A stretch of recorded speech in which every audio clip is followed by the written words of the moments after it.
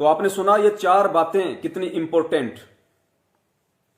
अब देखिए आगे दूसरा सत्संग।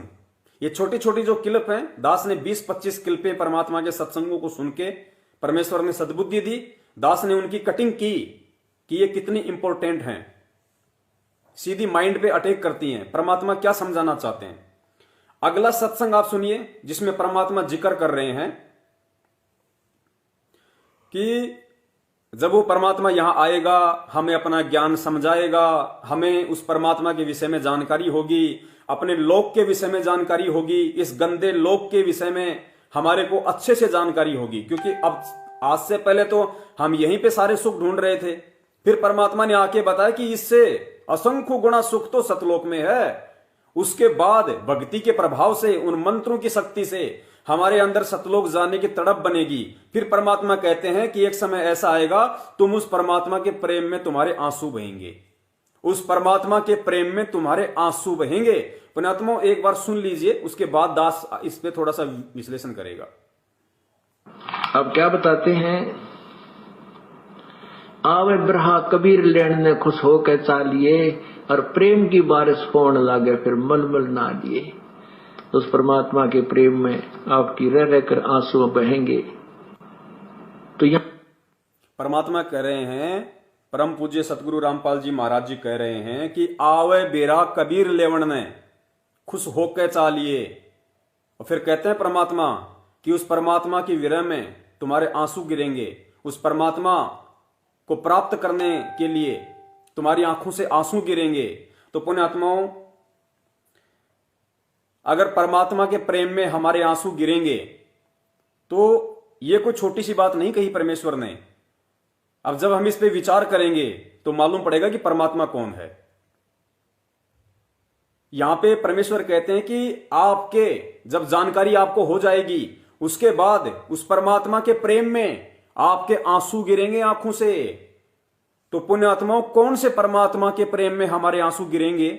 और आज से पहले जिन कुछ अच्छी आत्माओं के आंसू गिरते हैं तो किसको याद करके गिरते हैं? अगर आपके मन में, आपकी आत्मा में कभी अगर वो प्यार जागृत होता है परमात्मा के प्रति, आंसू यदि कभी आपके आए होंगे आरती करते समय, मंत्र करते समय, परमात्मा का कोई शब्द सुनते समय, या उस परमात्मा को याद करके, तो अब आप स्वयं विचार करो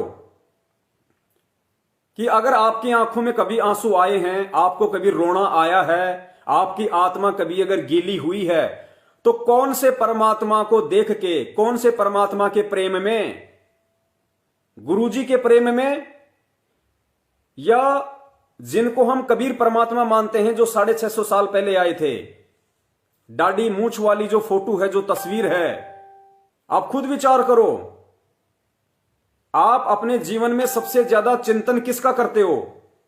आपकी आंखों में अगर कभी आंसू आए हैं तो किसको सोच के आए हैं, किसको याद करके आए हैं? मैं 99% आपको कह सकता हूं जो मेरी स्थिति है, कबीर परमात्मा के विषय में सोच के, जिनको हम अपनी मनमुखी धारणा से ये मान चुके हैं कि 650 साल पहले वाला जो स्वरूप है परमात्मा का, जिसमें दाढ़ी मूंछ है, वही कबीर जी हैं।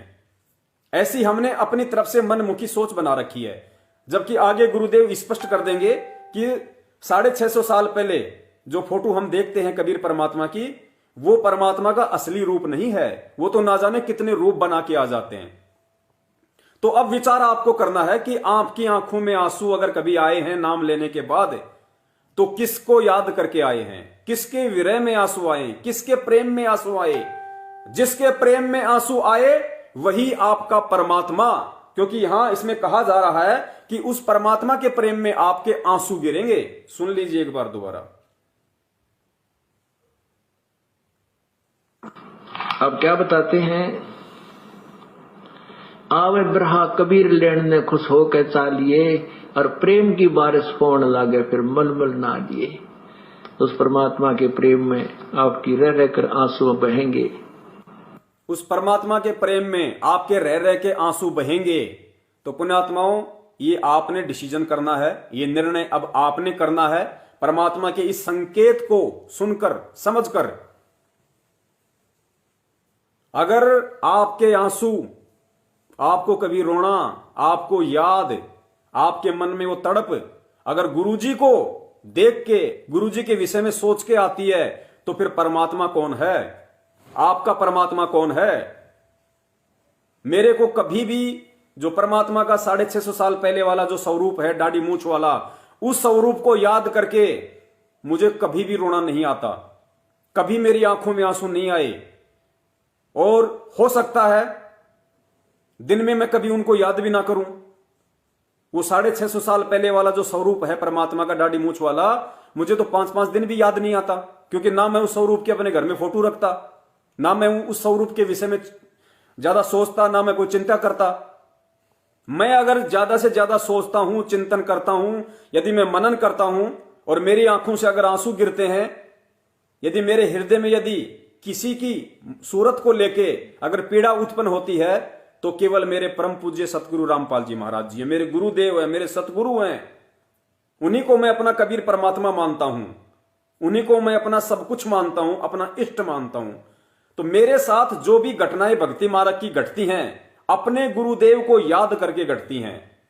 तो यहां जो संकेत परमेश्वर ने किया है कि उस परमात्मा के प्रेम में आपके आंसू बहेंगे, तो पुण्यात्माओं विचार कर लेना, जो व्यक्ति भक्ति करने के मकसद से इस मार्ग पे जुड़ा होगा और जो भक्ति कर रहा है अभी तक भी, 99% आत्माओं की दास कह सकता है कि अगर आंखों से आंसू आए हैं, यदि उनको तड़प उठी है, आरती करते समय, सत्संग सुनते समय, मंत्र करते समय, याद करके, शब्द सुन के, केवल अपने गुरुदेव ही उनको याद आते हैं, अपने गुरुदेव। तो परमात्मा कौन हुए? किसके विरह में आपके आंसू आए? जिसके विरह में आपके आंसू आए वही आपका परमात्मा है। अगर कबीर जी को दाढ़ी मूछ वाले स्वरूप को याद करके अगर आपकी आंखों में आंसू आए हैं, तो वही आपके परमात्मा है। और यदि आपके गुरुदेव को सोच के, उनकी बातों को विचार करके, उनके सत्संगों को याद करके, बरवाला आश्रम में उनकी मीठी मीठी यादें जो कभी कभार हमारे अंदर आ जाती हैं, हम कैसे उनसे आशीर्वाद लिया करते थे, कैसे गुरुदेव सत्संग करते थे, कैसे हम अपने मन की बात कहा करते थे, आरती करते समय जो मार्मिक शब्द परमात्मा के, सत्संगों में जो मार्मिक वाणी जो है उस मालिक की। तो जो भगत होगा, भगत को केवल अपने गुरु को याद करके ही सारी ये घटनाएं घटेंगी। तो फिर परमात्मा कौन हुआ? भगवान कौन हुआ? इष्ट कौन हुआ? क्योंकि इष्ट उसको कहते हैं परमात्मा को। परमात्मा और इष्ट दोनों एक ही नाम है। तो आज का हमारा जो विषय चल रहा है वो ये चल रहा है, क्या गुरु और इष्ट अलग अलग होते हैं? कबीर जी की भक्ति, सत भक्ति में तो आपकी आंखों में अगर आपके गुरुदेव को याद करके आंसू आते हैं, तो आपका इष्ट आपका गुरु है।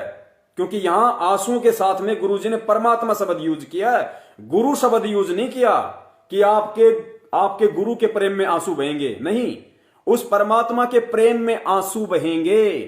ये सारी ऑडियो दास ग्रुपों में डाल देगा। जितने भी सत्सेवक भाई बहन व्हाट्सएप पे जुड़े हुए हैं, ये सारी छोटी छोटी ऑडियो दास आज रात को ही ग्रुपों में डाल देगा।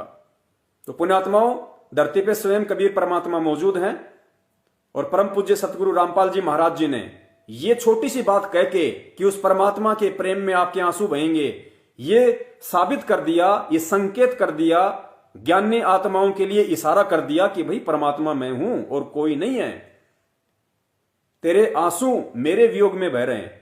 आज अगर हम रोते हैं कभी कभार, हमारे अंदर जो पीड़ा उत्पन्न होती है विरह वाली, तो हिसार जेल में बैठे हुए गुरुदेव को याद करके होती है। सतलोक में बैठे हुए कबीर परमेश्वर को याद करके नहीं होती, उनके उस रूप को याद करके नहीं होती, गुरु को याद करके होती है। क्योंकि हमारे सुख दुख को हमारे गुरु ने सुना है, हमें आशीर्वाद, हमें लाभ, हमें अगर बचाया है तो हमारे गुरुदेव ने बचाया है, सत्संग सुनाए हैं तो गुरुदेव ने सुनाए हैं, सुख दुख के साथी हैं तो हमारे गुरुदेव हैं। हम अगर किसी से कोई आध्यात्मिक डिमांड करते हैं तो अपने गुरुदेव से करते हैं। घर में पूजा पाठ आरती मंत्र सुमरण करते हैं तो उनका ध्यान लगा के करते हैं। तो परमात्मा कौन हुआ? पुण्यात्माओं, परमेश्वर स्वयं धरती पे प्रकट हैं सतगुरु रामपाल जी महाराज जी के रूप में। और इस वीडियो के माध्यम से आज हमने ये गुरु और परमात्मा वाली जो खाई है, इस खाई को हमने बिल्कुल समाप्त कर देना है। और जब तक ये खाई समाप्त नहीं होगी, चाहे 100 साल तक इस भक्ति पे लगे रहना, हम कभी भी सतलोक की प्राप्ति नहीं कर सकते। तन मन शीस ईस अपने पे, तन मन शीस ईस अपने पे, पहले में चोट चढ़ावे जब कोई राम भक्त गत पावे हो जी, जब कोई राम भक्त गत पावे हो जी। तन मन शीस ईस अपने पे, तन मन शीस ईस अपने पे, पहले में चोट चढ़ावे जब कोई राम भक्त गत पावे हो जी, जब कोई राम भक्त गत पावे हो जी। भाई सतगुरु तिलक अजप्पा माला, युक्त जटा रखवावे, सतगुरु तिलक अजप्पा माला, युक्त जटा रखवावे। जत को पीन सत का चोला, भीतर बेख बनावे जब कोई राम भगत गत पावे हो जी, जब कोई राम भगत गत पावे हो जी। भाई लोक लाज मर्याद जगत की, तृण ज्यों तोड़े बगावे, लोक लाज